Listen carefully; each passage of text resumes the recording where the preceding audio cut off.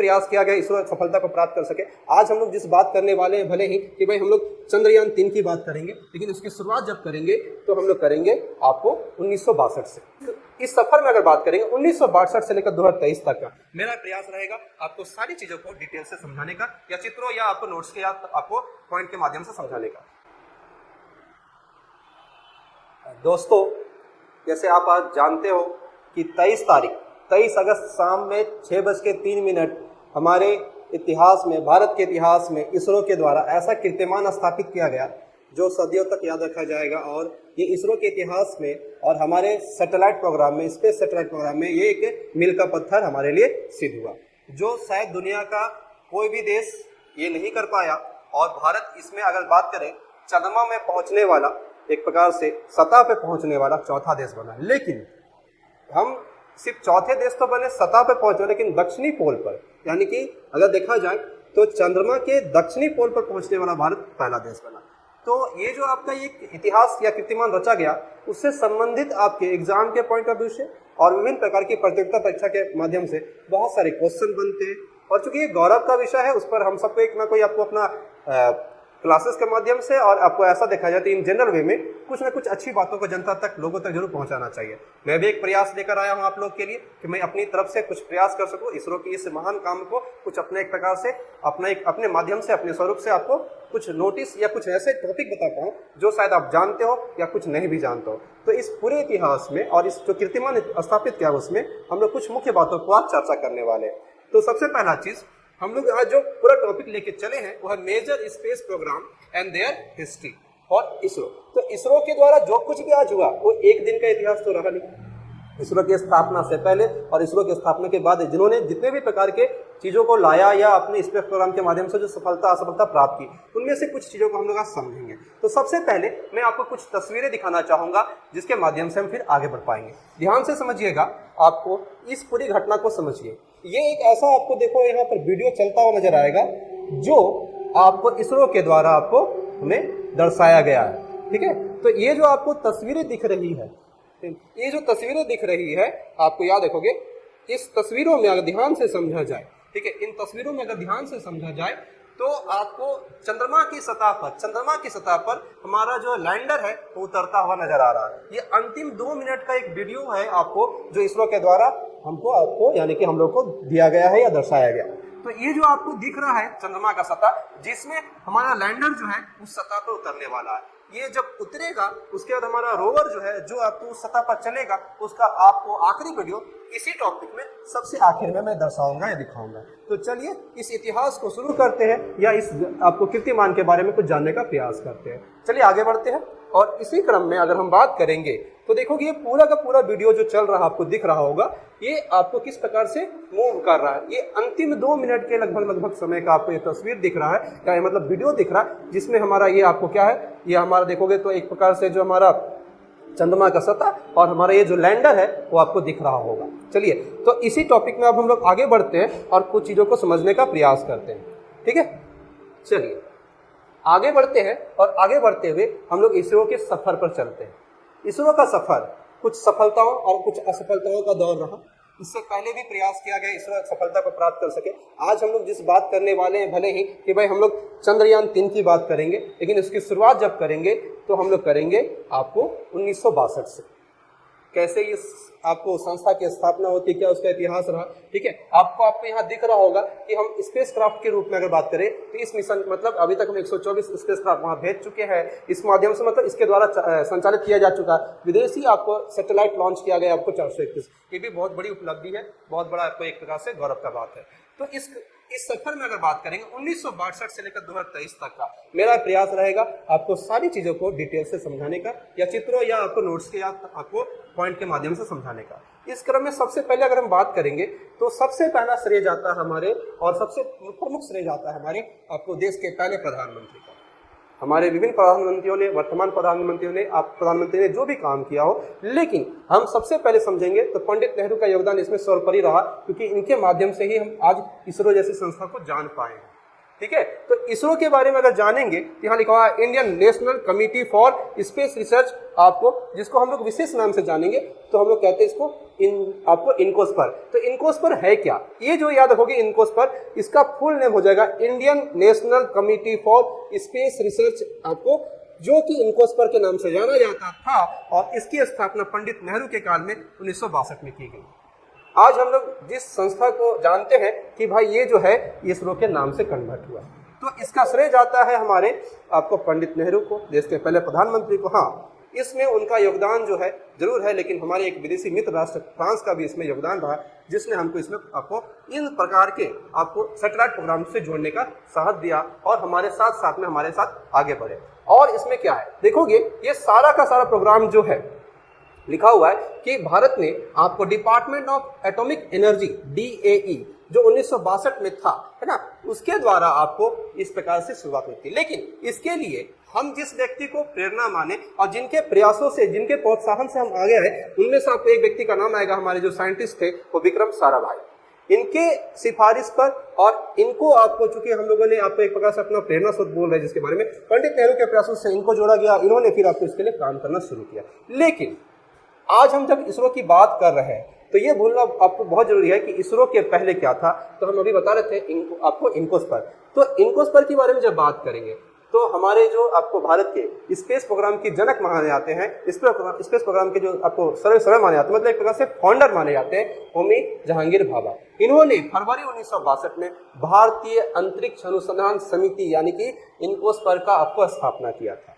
और फिर इसने ही इन्होंने ही आपको इसरो के पहले आपको चेयरपर्सन को आपको यानी कि क्या विक्रम साराभाई को एक प्रकार से मौका दिया कि भाई आपको इसमें आप अध्यक्ष रहिए और स्पेस प्रोग्राम को आगे बढ़ाइए। अब अगर हम बात करेंगे विक्रम साराभाई का, तो उनका जन्म होता है 12 अगस्त 1919 को, और फिर ये आपको इसरो के जब चेयरपर्सन बने तो हम लोग जानते हैं इसरो की स्थापना प्रॉपर्ली अगर बात करेंगे तो हम लोग मानते हैं कि भाई ये 15 अगस्त 1969 को स्थापित हुआ था। ठीक है, तो आप देखोगे इसरो का एस्टैब्लिशमेंट के बारे में जब जानेंगे तो ये हम लोग वही लिखा हुआ है कि इसरो की जब स्थापना होती है तो अगस्त 1969 मतलब 69, जिसको हम लोग 15 अगस्त को, तो ये पहले का नाम अगर बात करेंगे तो इनकोस्पर, और वर्तमान में इसको हम लोग इसरो के नाम से जानते हैं। ठीक है, तो यहाँ पर 2-3 लोगों के नाम को समझना होगा, एक तो होमी जहांगीर भाभा, फिर विक्रम साराभाई, पंडित नेहरू, ये सब चीज ध्यान रखोगे। ठीक है, तो यहाँ हम जो बात कर रहे थे, यहाँ आते थोड़ा सा कि भाई इसरो वाज फॉर्म इन 15 अगस्त 1969। तो इसरो के द्वारा जो जो चीजें की गई उनमें से कुछ के बारे में यहाँ पर है कि ये 15 अगस्त 1969 तक बना कैसे और क्या क्या रहा। ठीक है, तो यहाँ लिखा हुआ 1 जनवरी 1962 को Indian national committee for space research, जिसको हम लोग अभी पढ़ रहे थे इनकोस्पर, है ना, जो किसके द्वारा, डिपार्टमेंट ऑफ एटॉमिक एनर्जी के द्वारा आपको संचालित होता था। उसके बाद आपको भारत का फर्स्ट सॉन्डिंग रैकेट जो है लॉन्च किया गया, उसके बारे में अभी आगे हम लोग पढ़ेंगे, इसके बारे में आगे हम लोग देखेंगे, तस्वीरों के माध्यम से जानेंगे। फिर यहाँ पे लिखा हुआ है कि 1 जनवरी 1965 को हमारा जो है SSTC मतलब स्पेस साइंस एंड टेक्नोलॉजी जो है आपको एस्टैब्लिश किया गया जो थुम्बा में। और याद रखना, पहला जो हमारा यहाँ पर आपको सॉन्डिंग रॉकेट लॉन्च हुआ था वो थुम्बा में ही हुआ था। तिरुवनंतपुरम हमारा जो है वो हमारा आपको याद होगा वहीं पर केरल में, तो यहीं पर आपको ये सब स्थापित हुआ था, वहीं से काम करना शुरू किया था। अगला है 1 जनवरी 1967 को सैटेलाइट आपको telecommunication earth station setup at आपको अहमदाबाद। मतलब क्या, जो टेलीविजन हम जानते हैं, आज हम जो जान रहे हैं टेलीविजन है, बहुत सारा आपको संसाधन आज चीज़ों को देखने के लिए, आज हम जो इसरो को देख पाए, इसरो के काम को देख पाए, आज टेलीविजन के माध्यम से देख पा रहे हैं, बहुत सारे संसाधन आ चुके हैं। लेकिन पहली बार इसके माध्यम से जो हमारा सैटेलाइट है उसमें हमारा टेलीकम्युनिकेशन और हमारा जो अर्थ स्टेशन है उसके माध्यम से बहुत सारा चीज को हम जाने, उसमें मतलब रेडियो से लेकर टेलीविजन का जो भी क्षेत्र है वो कैसे काम करता है स्पेस में, उसके माध्यम से हम लोग जुड़ पाए। अगला है भाई लास्ट में 15 अगस्त 1969 को इंडियन स्पेस रिसर्च ऑर्गेनाइजेशन की स्थापना की गई, जो आपको डिपार्टमेंट ऑफ एटॉमिक एनर्जी के माध्यम से स्थापित किया गया। तो एक देखा जाए तो कैसे कैसे इसरो की स्थापना हुई, कैसे कैसे वो बिल्डअप हुआ, कैसे कैसे इसका बेसिक फॉर्मेशन हुआ, वहां पर इसकी चर्चा की गई है। चलिए अब आगे बढ़ते हैं। देखो ये सारा चीज आपके एग्जाम के लिए जरूरी है, सिर्फ एग्जाम के लिए तो मतलब जितना भी प्रकार का एग्जाम होता है वहां सब पूछा जाता है। कुछ हिस्ट्री है, कुछ आपको हम लोग वर्तमान तक आएंगे, 2023 के चंद्रयान 3 तक आएंगे। चलिए आगे बढ़ते हैं। चलिए अब जानते हैं विक्रम साराभाई के बारे में। विक्रम साराभाई हम जानते हैं कि भाई वो इसरो के पहले चेयरपर्सन रहे, तो आपको ये फिजिसिस्ट भी रहे और एस्ट्रोनॉमर थे, जो आपको भारत में स्पेस रिसर्च प्रोग्राम के लिए आपको बहुत अधिक मददगार रहे और उनके माध्यम से देश को बहुत अधिक लाभ हुआ इसरो के कार्यक्रम में। अगर हम बात करें इनके इसी योगदान के लिए भारत सरकार ने इनको भारत के जो सबसे बड़े सिविलियन अवार्ड है ना, उनमें से दो प्रमुख अवार्ड जो अगर बात करेंगे, पहला पद्म भूषण जो 1966 में 1966 में और पद्म विभूषण को 1972 में दिया गया। ठीक है, तो उनके योगदान को अगर हम लोग देखें तो बहुत बड़ा योगदान रहा हमारे इस पूरे इतिहास में। अब आते हैं, देखो यहाँ पर क्या लिखा हुआ, ध्यान से समझिएगा, इसके बारे में बता रहे थे आपको कि भारत का फर्स्ट सॉन्डिंग रॉकेट जो है यानी कि जो लॉन्च हुआ था थुम्बा नियर तिरुअनंतपुरम केरला, ये हुआ था 21 नवंबर 1963 को। कब हुआ था ये याद होगे तो बोलेंगे, कभी पूछ दे लॉन्च आपको क्या है, first sounding rocket in India Thumba. ठीक है, देखोगे ये थुम्बा का जो एरिया दिख रहा है आपको, वहां पर जो हमारे एक चर्च है संत मेरी आपको चर्च है, इसके ही आपको क्या बोलेंगे कैंपस को आपको लिया गया और इसी के कैंपस को ही आपको एक प्रकार से देखोगे लॉन्चिंग एरिया में कन्वर्ट किया गया था। तो ये एक इतिहास है। और जब इसको आपको लॉन्च किया गया था तो इसमें जो रॉकेट वगैरह गया था वो साइकिल में गया था, आप लोग उसका तस्वीरें भी देखे होंगे। ठीक है, तो ये 1963 में गया था 21 नवंबर को, केरला से हुआ था, प्लेस का नाम थुम्बा है और ये कहां पड़ता है मोटा मोटी बोलेंगे तिरुअनंतपुरम, जो आज केरल की राजधानी है, वो ध्यान रखिएगा। ठीक है, तो ये इस प्रकार का पहला आपको देखा जाए तो सॉन्डिंग रॉकेट प्रोग्राम था हमारे भारत का। अब आते हैं कि भाई भारत का पहला अंतरिक्ष यान कौन था, एग्जाम के लिए बहुत इंपॉर्टेंट है, बहुत बार पूछा गया है। तो अगर हम बात करेंगे तो हमारा जो सबसे पहला आपको हमारा अंतरिक्ष यान रहा वो रहा आर्यभट्ट। आर्यभट्ट हमारे इतिहास में एक प्रकार से देखा जाए तो विभिन्न एग्जाम में पूछा गया, बहुत कॉमन लेकिन बहुत ही महत्वपूर्ण क्वेश्चन। हम जो पढ़ रहे हैं वो इसरो के सारे सफलताओं के बारे में मुख्यतः वो सारी चीज देखेंगे जो हमारे देश में इसरो के द्वारा सब बेहतर से बेहतर प्रोग्राम लाया गया। तो लिखा हुआ है कि भाई भारत का पहला उपग्रह जो आया आर्यभट्ट आया, आर्यभट्ट को सोवियत संघ के लिखा हुआ देखो वोल्गोग्राड लॉन्च स्टेशन, मतलब ये कहां से लॉन्च हुआ, तो हम आपको यह हो गए सोवियत संघ यानी कि रसिया, सोवियत रूस जिसको कह रहे हैं, ठीक है, उसके सहयोग से उसके आपको लॉन्च स्टेशन से आपको इसको छोड़े। उस समय हमारे पास आपको अपना आपको लॉन्चिंग एरिया या व्हीकल नहीं था जिसके माध्यम से हम इसको छोड़ पाए। तो अब जो भी था उसमें हम लोग यहाँ पर छोड़े और यहाँ पर लिखा हुआ इसके लिए हम क्या है कॉस्मोस 3M रॉकेट से लॉन्च किया गया था। ये हमारा आर्यभट्ट है। आर्यभट्ट से हमेशा जो भी क्वेश्चन आएगा भूलिएगा नहीं, हमेशा ये तंग करता है क्वेश्चन। तो आर्यभट्ट का क्वेश्चन देखो 1975 में आपको 19 अप्रैल 1975 को पहला आपको छोड़ा गया, अंतरिक्ष में छोड़ा गया। यह भारत का पहला आपको एक प्रकार का प्रोग्राम था। हाँ, इस पूरे सिस्टम को अगर बात करेंगे, इस उपग्रह को बेंगलोर के पास आप एक प्लेस है पीनिया में आपको इसरो द्वारा तैयार किया गया। तो इसरो ने इसके लिए जो स्थान चुना था वो कौन सा था, बेंगलोर का पीनिया प्लेस था जहां पर इस पूरे स्ट्रक्चर को तैयार किया गया था। हाँ, जब ये बना तो इसने सफलता प्राप्त की और यह क्या लिखा हुआ है, ये 360 किलोग्राम वजनी आर्यभट्ट आपको था। आर्यभट्ट आपको पता होगा भारत में आर्यभट्ट को कितना अधिक मान दिया गया, क्योंकि भारत में बोला जाता है कि शून्य की खोज करने वाले हमारे आर्यभट्ट थे, मैथमेटिशियन थे और इन्होंने आपको दशमलव सिद्धांत को दिया था। ठीक है, याद रखोगे। तो बिना दशमलव सिद्धांत के कोई भी स्पेस प्रोग्राम पूरा नहीं किया जा सकता जब तक हम शून्य के बारे में अगर, क्योंकि वैल्यूशन ऑफ शून्य भी आपको होता है। इन्होंने बताया कि शून्य का मान होता है, अगर नहीं होता तो हम एक के बाद अगर 0 लगाते तो 10 क्यों होता है, यानी कि उसका अपने एक मान है। एक के बाद अगर 2 शून्य लगाए तो 100 हो जाता है, यानी कि उसका अपने एक महत्व है, वैल्यू है। ये आर्यभट्ट ही ने बताया था। ठीक है, हमें उसको शून्य को शून्य मानते, कुछ नहीं मानते हैं। ठीक है, तो यहाँ पर है क्या आर्यभट्ट ने आपको लिखा हुआ है क्या, आर्यभट्ट ने करीब 17 साल अंतरिक्ष में रहकर आपको 10 फरवरी 1992 को वापस लौटा था। तो ये उसका जीवन काल पूछ देगा। आर्यभट्ट आपको जो है स्पेस में कितने वर्षों के लिए आपको था, तो बोलेंगे 17 सालों तक था। जो लॉन्च कब हुआ 1975 में और 1992 में ये लौटा, 17 सालों के बाद। बहुत इंपॉर्टेंट है। इसका निर्माण इसरो के द्वारा और किस जगह किया गया था, तो बोलेंगे पिनिया नामक स्थान में। किसके सहयोग से हुआ था, तो बोलेंगे रसिया के सहयोग से। और कौन से लॉन्चिंग आपको स्टेशन से हुआ था, तो बोलेंगे वोल्गोग्राड से। और कौन सा रॉकेट से ये लॉन्च हुआ था, कॉस्मोस 3M से लॉन्च हुआ था। ये बहुत इंपॉर्टेंट टॉपिक होगा आपके लिए। चलिए अब आगे बढ़ते हैं। यहां देखोगे हमारे मिसाइल मैन के बारे में कुछ आपको चर्चा मिलेगी। भारत के आपको मिसाइल मैन, ठीक है, और जिसको हम लोग कह सकते हैं कि भारत में आपको देखा जाए तो आपको डॉक्टर एबी क्या है, आपको एपीजे अब्दुल कलाम, इनके बारे में लिखा हुआ है। कलाम साहब ने 1969 में आपको आपको एक प्रकार से इसरो के साथ जुड़कर अपने एक प्रकार से सैटेलाइट प्रोग्राम को एक नई ऊंचाई दी और इन्होंने सैटेलाइट लॉन्च व्हीकल के माध्यम से आपको एक प्रकार से एक नया आपको देख सकते हो क्या सैटेलाइट यानी कि रोहिणी सैटेलाइट को आपको नियर अर्थ ऑर्बिट आपको भेजने का प्रयास किया जो 1980 में हुआ था और ये एक बहुत ही सफल कार्यक्रम था। ठीक है, याद रखोगे कि आपको पूछेगा हिस्ट्री ऑफ RS-1।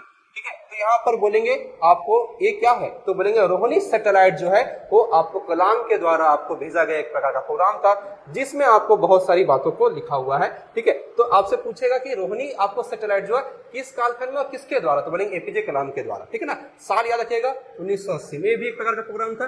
क्या लिखा हुआ SLV मतलब सैटेलाइट लॉन्च व्हीकल, याद रखिएगा 3। आगे बढ़ते हैं, देखो यहाँ पर लिखा हुआ है आपको पोलर सैटेलाइट लॉन्च व्हीकल के बारे में। अब इसके आधार पर यही चीज आपको यहाँ डाला हुआ है कि भाई ये पूरा का पूरा जो है 1994 में आपको ये सफलता पूरा काम कर पाया। उसके आधार पर जो यहाँ पर कुछ तस्वीरें दिख रही होगी किस किस माध्यम से ये आपको सैटेलाइट व्हीकल जो है काम करता है, कुछ तस्वीरें हैं उस सबको देखोगे तो समझ में आएगा। ठीक है, ओवरऑल आपको पूछेगा तो PSLV का मतलब पूछेगा, तो पोलर सैटेलाइट लॉन्च व्हीकल जो है PSLV का फुल फॉर्म होगा जो 1994 में सफलता से काम किया और आज तक ये आपको कई ऐसे हमारे रॉकेट्स को और हमारे यान को ये ढोने का काम करता है। ये भी उसी के बारे में है। ठीक है, देखोगे आपको यहाँ पर जो हम बता रहे थे कि पहला सफल हुआ फिर असफल हुआ। ठीक है, ये सारा चीज। अब आते हैं आपको इंडिया की मून जर्नी पर। ठीक है, यहां आपको दिख रहा होगा चंद्रयान-1। ठीक है, India first mission to moon, मतलब पहली बार जब हम मून के लिए सोचे कि हम मून की सतह में पहुंचेंगे तो याद रखोगे इसको लॉन्च किया गया था आपको अक्टूबर 22, 2008।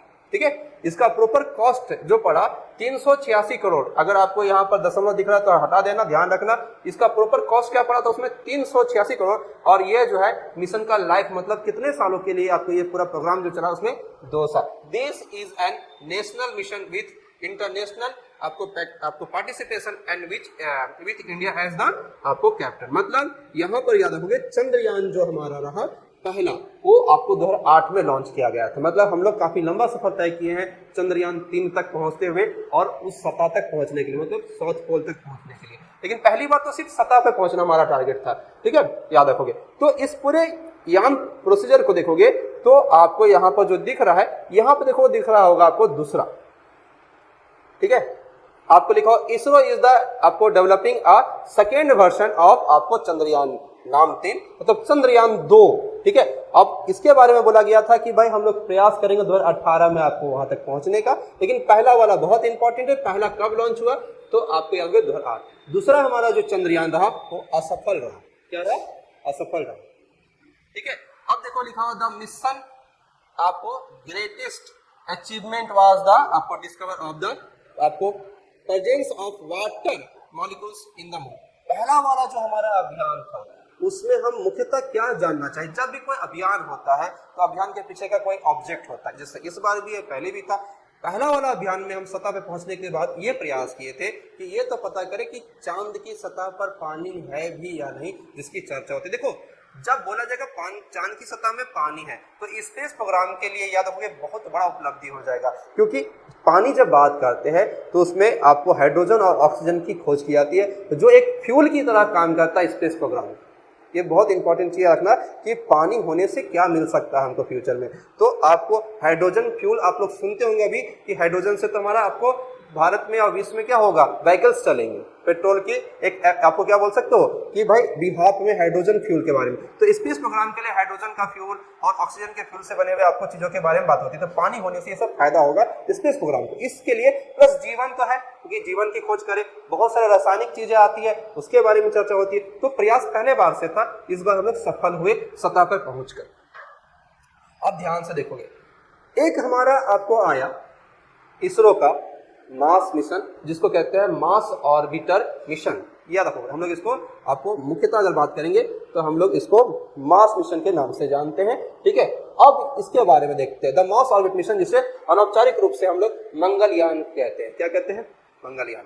ये कब शुरू हुआ तो बोलेंगे भाई चंद्रयान प्रथम के आपको कुछ हद तक जो भी हम लोग देखा जाए तो हद, क्योंकि हम लोग वहां पर सतह में पहुंचे या जो भी। ठीक है, तो 24 सितंबर 2014 से मंगल की परिक्रमा कर रहा एक अंतरिक्ष आपको क्या है जहाज था, जिसमें आपको लिखा हुआ 5 नवंबर 2013 को आपको भारतीय अंतरिक्ष यात्री अनुसंधान मतलब इसरो के द्वारा इसको लॉन्च किया गया था। तो पूछेगा भाई मंगलयान कब भेजा गया, तो आपसे मिलेगा तो आंसर क्या होगा 5 नवंबर 2013 को, जो 24 सितंबर 2014 से क्या हो गया आपको मंगल ग्रह की परिक्रमा करना। तो ये जो है ये मंगलयान मतलब मंगल आपको यान क्या मंगल के आपको एक प्रकार से परिक्रमा करते हुए मंगल पर जीवन खोज के लिए किया गया। मंगल क्योंकि याद होंगे पृथ्वी और मंगल को जो है ना एक प्रकार का आपको ग्रह के रूप में लिया जाता है। हम जब लोग पढ़ाते हैं आपको वर्ल्ड ज्योग्राफी तो पृथ्वी की समान आपको मंगल को कहा जाता है। देखो पृथ्वी, शुक्र, मंगल, ये सब के बारे में रिलेशन हमेशा मिलेगा आपको वर्ल्ड ज्योग्राफी में भी। बाकी तो शुक्र जो है उसका आपको कुछ स्वरूप जो है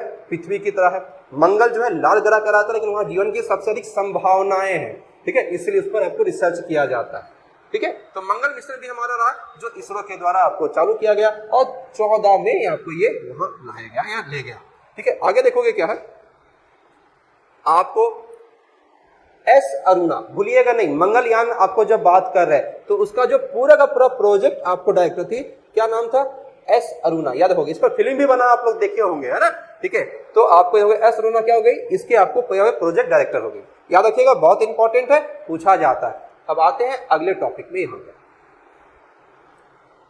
अब यहाँ पर देखोगे मंगल के बारे में, मंगलयान के बारे में लिखा अप्रैल 2022 में लंबे समय तक मंगल की छाया में।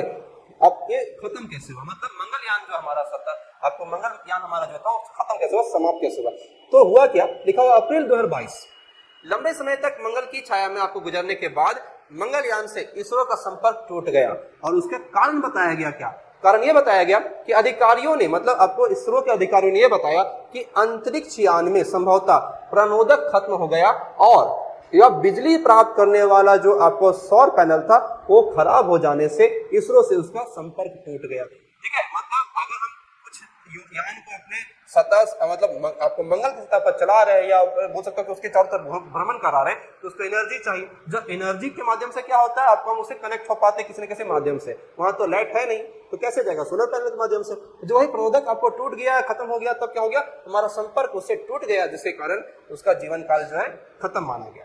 तो ये सब है, तो ध्यान रखना होगा मंगलयान के बारे में। ठीक है, चलिए आगे बढ़ते हैं। अब आते हैं आपको यहां पर इसरो के द्वारा एक इतिहास ये रचा गया था कि वर्ष 2017 में 15 फरवरी 2017 को आंध्र प्रदेश के श्रीहरिकोटा, हम बताए थे जीएसएलवी पीएसएलवी है ना जो बताए थे लॉन्चिंग पैड है ना, वही लिखा हुआ श्रीहरिकोटा सतीश धवन अंतरिक्ष अनुसंधान केंद्र से, मतलब आपको लॉन्च एरिया से एक ही लिखा हुआ रॉकेट में एक ही मिशन में सूर्य आपको लिखा हुआ समकालीन कक्षाओं में, मतलब कुल मिलाकर देखा जाए तो यहाँ पर देश विदेश का हम लोगों ने 104 उपग्रहों को एक ही साथ लॉन्च किया। ये हमारे लिए इतिहास है, ये Guinness book of world record सब जगह ये दर्ज किया गया। हमने इसमें क्या किया, अपने भारत के साथ साथ कुछ अन्य देशों का भी आपको उपग्रह को एक साथ लॉन्च किया, जो आपको देखो यहाँ पर कुछ दिख भी रहा होगा है ना, जिसमें से एक रूसी आपको दिखा उपग्रह दिख रहा होगा। बाकी यहाँ पर एक लिस्ट आपको दिखा दे रहे हैं, ठीक है ना, यहाँ पर जो है आपको यहाँ पर देखो एक लिस्ट दिख रहा होगा कि कौन कौन से देशों का हम लोगों ने आपको 104 सैटेलाइट लॉन्च किया। ठीक है, इसमें से आपको अगर दिख रहा है तो देखोगे यहाँ पर संयुक्त राज्य अमेरिका का कुछ दिखा, नीदरलैंड का दिख रहा, स्विट्जरलैंड का दिख रहा, इजराइल का दिख रहा, इस प्रकार से कजाकिस्तान का दिख रहा, आपको एई का दिख रहा। ठीक है, ये सब जो है आपको कुल मिलाकर देखा जाए तो कुल मिलाकर 104 हम उपग्रहों को यानी कि सैटेलाइट को भारत से भेजे थे। ये वर्ल्ड रिकॉर्ड है, आज तक इसको कोई नहीं तोड़ा है, याद रखोगे। ठीक है, ये आपको कुल मिलाकर देखा जाए तो कितना टन हो गया आपको पीएसएलवी आपको जो सी पूछ सकता पीएसएलवी C-37 के द्वारा भेजा गया, इसका वजन कितना वेट था, ध्यान हो गया। तो ये आपको 104 आपको सैटेलाइट एक साथ भेजने वाला एकमात्र देश भारत है और उसका श्रेय किसको जाएगा, हमारे इसरो को, याद रखोगे। कौन सा साल है, 2017 का साल है। चलिए अब आगे बढ़ते हैं। अब आते हैं चंद्रयान 2 में, चंद्रयान 1 चंद्रयान 2। ठीक है, चंद्रयान 2 ध्यान से समझोगे तो इसके लिए भी हमारा आपको लॉन्चिंग पैड का नाम क्या हो जाएगा, तो बोलेंगे आपको GSLV F10। ये मत भूलिएगा क्योंकि एग्जाम में ये सब सीधे सीधे आपको मिल जाएगा कि भाई इसको किस यान के द्वारा छोड़ा गया, तो बोलेंगे GSLV आपको F10। ठीक है, ये है लॉन्चिंग व्हीकल। और क्या ये कब आया, 22 जुलाई 2019 को। इसका प्रॉपर कॉस्ट कि भाई कितना राशि खर्च की गई इस अभियान में, ठीक है, तो बोलेंगे आपको 800। लेकिन यह पहला प्रयास था जब भारत आपको मून के साउथ पोल में जाने का प्रयास किया। ये पहला प्रयास था। हम उससे पहले पहुंचे थे, लेकिन क्या है, लेकिन हम आपको साउथ पोल में नहीं गए थे। अन्य देश आपको दिखाएंगे, बहुत सारे देशों चंद्रमा की सतह पर पहुंचे हैं, लेकिन साउथ पोल में पहुंचने वाला पहला है भारत। हम इससे पहले प्रयास किए, असफल रहे। The mission will be India's first attempt to land and rover on the moon south pole, जो आज हम लोग देखेंगे तस्वीरों के माध्यम से। ठीक है, आप देखोगे आपको यहाँ पर, तो इससे पहले हम लोगों ने प्रयास किया 2008 में, हम जा चुके थे, लेकिन ये क्या था, साउथ पोल में पहुंचने का पहला प्रयास। ठीक है, लैंडर का नाम यहाँ पर देखो वही लिखा होगा कि भाई इसमें जो हमारा क्या था, आपको वही लैंडर इस्तेमाल किया गया, विक्रम लैंडर, जो आपको अभी इस्तेमाल किया गया था। ठीक है ना, याद रखना। ठीक है, पर्पस क्या है इसका, पर्पस यही था कि भाई ऐसा डाटा कलेक्ट करे। लूनर आपको क्या है, आपको टोपोग्राफी का, लूनर मतलब क्या, याद होगे आपको, चंद्रमा का जो दक्षिणी सतह है ना, वहां पर लिखा हुआ उसका नाम क्या होगा, लूनर, दक्षिणी पोल का नाम। ठीक है, टोपोग्राफी मतलब एक प्रकार से जो आकृति दिख रही है आगे यहाँ पर। बाकी यहाँ पर आपको कि मिनरल्स मिलेगा कि नहीं मिलेगा, फिर कौन कौन से एलिमेंट्स मिलेंगे या कौन कौन से तत्व मिलेंगे। ठीक है, लूनर आपको लिखा हुआ, आपको इसको स्पेयर मतलब क्या होता है, वही सतही ज्ञान के बारे में बात किया जा रहा है। ठीक है, तो ये जो था पर्पस था दूसरा का, जिसमें भारत असफल रहा, सफल नहीं हो पाया। ये कौन सा अभियान हो जाएगा, चंद्रयान-2। पहली बार प्रयास किया, कब हुआ था, ये 22 जुलाई 2019 को। लेकिन बोलते हैं ना, बार बार प्रयास करना एक इंसानों की प्रकृति है। हमारी संस्था की बात करें तो आपको क्या है कि आपको इसरो इसके लिए बहुत संघर्ष, बहुत प्रयास किया। और यहाँ पर देखोगे चंद्रयान-2 के बारे में बहुत सारी बातें यहाँ पर दिख रही है, उसको भी देखो, तो सब देख लेते हैं। ठीक है, लिखा हुआ चंद्रयान-2 लैंडर का प्राथमिक उद्देश्य था चंद्रमा की सतह पर सॉफ्ट लैंडिंग और रोबोटिक रोवर, है ना, संचालित करने के लिए क्षमता प्रदर्शित करना। मतलब कुल मिलाकर इसका उद्देश्य यही है कि हम पहले वहां लैंड कर जाए साउथ पोल पर, और वहां पर जो भी माइंस मिनरल्स हमको समझ में आए या जो कुछ भी हम प्राप्त कर सके, खोज सके, वो उसके बारे में जानकारी प्राप्त करें।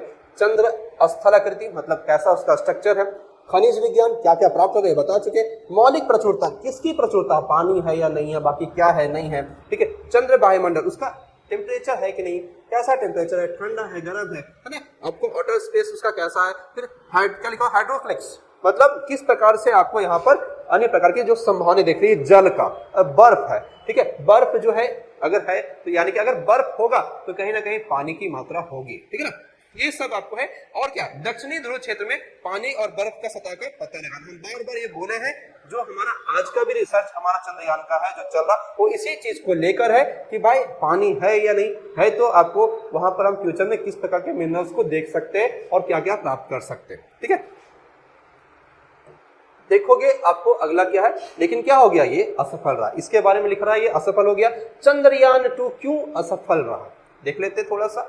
चंद्रयान-2 मिशन जो हमारा असफल रहा, उसका क्या पहलू एक था कि सॉफ्टवेयर आपको गड़बड़ी के कारण विफल हो गया। मतलब उसके अंदर के जो सॉफ्टवेयर है वो हमको थोड़ा बोल सकते हो कि आपको जिस भी प्रकार का बना हुआ हो, ठीक है, वो आपको समय पर काम नहीं किया, जिसकी वजह से आपको यह जो चंद्रमा की सतह में 2.1 किलोमीटर ऊंचाई पर ही आपको पहुंचने के बाद लैंडर और पृथ्वी का आपको जो संपर्क है वो टूट गया, या बोल सकते हो कि संचार यानी कि संपर्क टूट जाने की वजह से आपको ये दुर्घटनाग्रस्त हो गया। जो आज हम लोग देखते हैं तस्वीरों में कि हम उसकी सतह पर पहुंच पाए, लेकिन दूसरे वाले में हम बहुत नजदीक पहुंच चुके थे। 2.1 किलोमीटर बहुत दूरी नहीं है, चंद्रमा की सतह से बहुत नजदीक थे, नियरेस्ट थे, लेकिन हम लोग नहीं पहुंच पाए। तो इस बार जो प्रयास किया गया वो आपको बिल्कुल अगर देखा जाए तो सफल प्रयास था।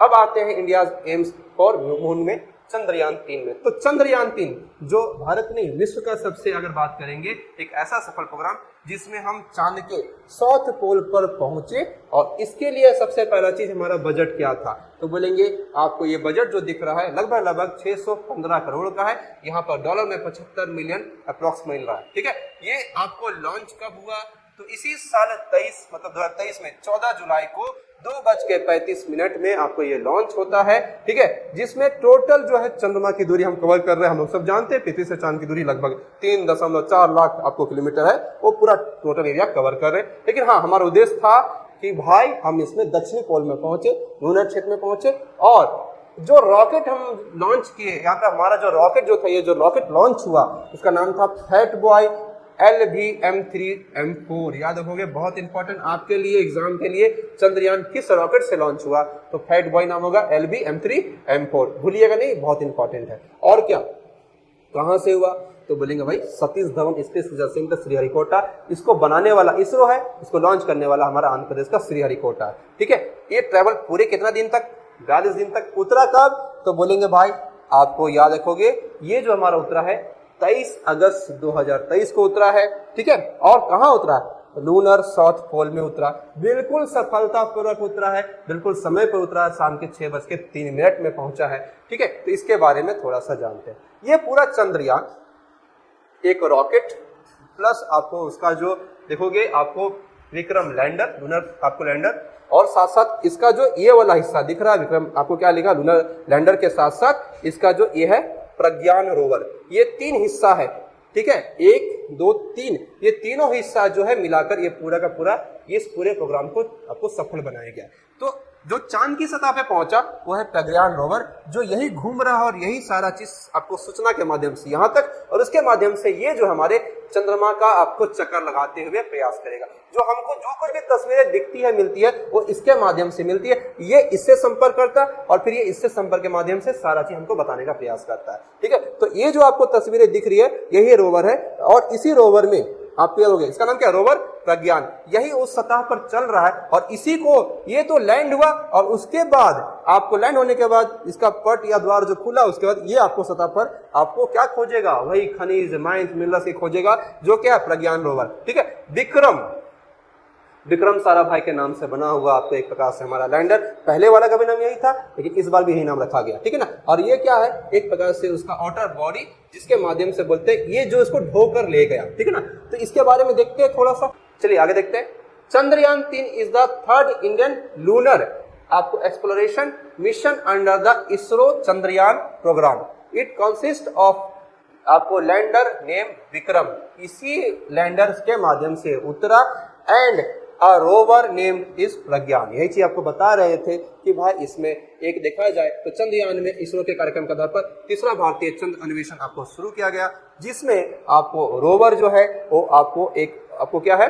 विक्रम, आपको प्रज्ञान के नाम से है, और विक्रम जो है उसका लैंडर होगा। ठीक है, इंपॉर्टेंट है। हम जो तस्वीरें दिखा चुके हैं आपको यहाँ पर, यहाँ से देखोगे, और अगर देखोगे तो रोवर आपको जो प्रज्ञान है, आपको यहाँ पर लिखा हुआ पेलोड्स, जो प्रज्ञान है उसी के बारे में यहाँ पर है, देखो लिखा हुआ प्रज्ञान रोवर आपको लाइव स्टेज, मतलब आपको जो दिख रहा है कि भाई ये आपको ये विक्रम लैंडर था, इससे निकलकर ये हमारा प्रज्ञान जो है रोवर, यही चंद्रमा की सतह पर पहुंचकर आपको उन सभी चीजों का पता लगाएगा जो हमारे इस स्पेस प्रोग्राम के लिए सबसे अधिक है, मतलब पानी, खनिज, रासायनिक पदार्थ, इन सब का वो पता लगाएगा और इसके क्लाइमेट के बारे में जानेगा। ठीक है, देखो जो कुछ भी स्पेस प्रोग्राम आता है उसमें बहुत सारी चीजें, तो जीवन की खोज या जीवन के आपको अलग अलग चीजों के बारे में, मतलब फ्यूचर में यही बोला जा रहा है कि भाई चांद में भी इंसान रहेंगे, तो उसका माध्यम क्या है, उसके आपको कारण क्या है, तो उसके लिए आपको क्या पानी की खोज आवश्यक है। पानी ऐसा बोला जाता है उसमें है, उसके कारण है कि वो ठंडा है, वहां बर्फ के कई आपको प्रमाण मिलते हैं या उस प्रकार के सतह के बारे में बात की जाती है। ठीक है,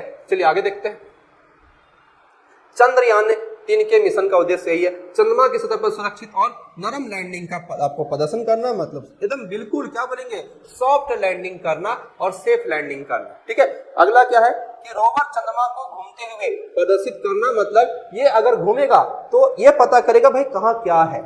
और तीसरा है जो भी हम खोज कर रहे हैं ना, वैज्ञानिक प्रयोगों का जो हम संचालन कर रहे हैं वो सही तरीके से होना चाहिए।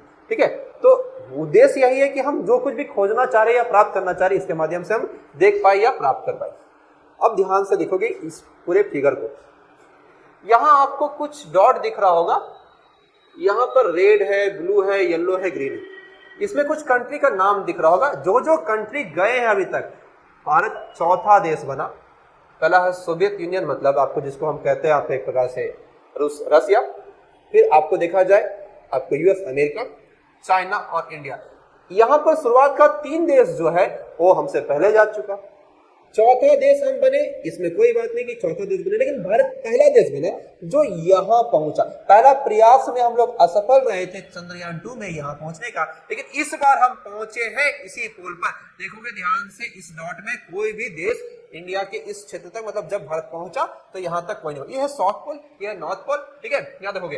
तो आपको सोवियत यूनियन जिसको कहते हैं, देखोगे वो यहां पर बहुत सारे जगहों में बहुत बार अभियान कर चुका है। ठीक है। यूएस जो है आपको बीच बीच में बहुत सबसे ज्यादा नजर आएगा, चाइना भी नजर आएगा आपको, येलो वाला इस क्षेत्र पर दिख रहा होगा आपको, लेकिन और यहाँ पर दिख रहा होगा, लेकिन भारत पहला देश बना जो आपको साउथ पोल पर पहुंचा, विश्व का पहला। कंट्री नेम के आधार पर चलेंगे तो चौथा है, लेकिन अगर हम साउथ पोल के आधार पर चले तो आपको पहला है। तो याद रखोगे ये वो क्षेत्र है, मतलब ये वो क्षेत्र है जहां भारत पहुंचा। पहला प्रयास हमारा सफल नहीं हुआ था, लेकिन ये जो है पहला प्रयास था जो असफल रहा, ये दूसरा प्रयास है जो हमारा सफल रहा और आपको विश्व में पहला देश बनेगा। चलिए आते हैं कुछ तस्वीरों को देखते हैं, वीडियो को देखते हैं, समझने का प्रयास करें, ध्यान से समझिएगा। आपको ध्यान से समझिएगा इसको आपको, और ये ध्यान से देखिएगा। यही तस्वीर आपको मैं ये बता रहा था कि हम लोग को देखना है कि भाई ये जो हमारा आपको देखोगे क्या है, ये चांद का सतह है, ये विक्रम लैंडर है, और वो क्या है हमारा आपको प्रज्ञान जो सतह पर उतर रहा है, उतरते हुए फिर आपको इस प्रकार से ये अपना मार्ग पूरा कर रहा है। और इसके जो चक्के हैं ना, देखोगे चक्कों में इसरो का मार्ग और भारत सरकार का हमारा राष्ट्रीय सिंबल आपको दिखेगा।